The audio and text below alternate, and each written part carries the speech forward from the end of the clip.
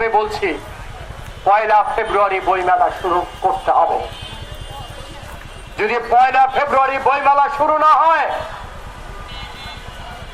রফিক, বরকত, সালাম, জব্বার বুকের রক্ত দিয়ে মাতৃভাষা বাংলাকে প্রতিষ্ঠা করেছে। আমরা প্রয়োজনে আবার রফিক, সালাম, বরকত, জব্বার হয়ে বইমেলাকে রক্ষা করব, কিন্তু কোনো আপোষ করব না, মাথা নত করব না।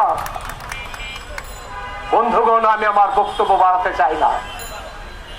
আমরা প্রধান উপদেষ্টা উপলক্ষে পদযাত্রা শুরু করব। এখন আমরা প্রধান উপদেষ্টার কিংবা এই সরকারের কোনো শত্রু নই।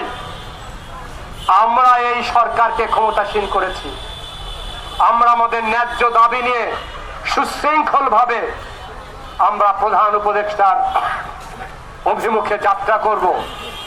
এখানে আইন শৃঙ্খলা বাহিনীর বন্ধুরা যারা আছেন, আমি বলবো এই বইমেলা শুধু আমরা এখানে যারা দাঁড়িয়ে আছি তাদের নয়, এই গোটা বাংলাদেশের। আর আপনারাও এই বাংলাদেশের জনগণের অংশ। এই বইমেলা আপনাদেরও, এই বইমেলাকে রক্ষার দায়িত্ব আপনাদের রয়েছে। তাই আমাদের এই পদযাত্রা এবং স্মারকলিপি আমরা যেন সুষ্ঠুভাবে পৌঁছাতে পারি, সেই ব্যবস্থা এবং সুরক্ষা আমাদের দেবেন। আর আমাদের কর্মী বন্ধুদের, নেতৃবৃন্দকে অনুরোধ করব, আমরা কোনো বিশৃঙ্খলা করব না, আমরা কোনো আইন অমান্য করব না।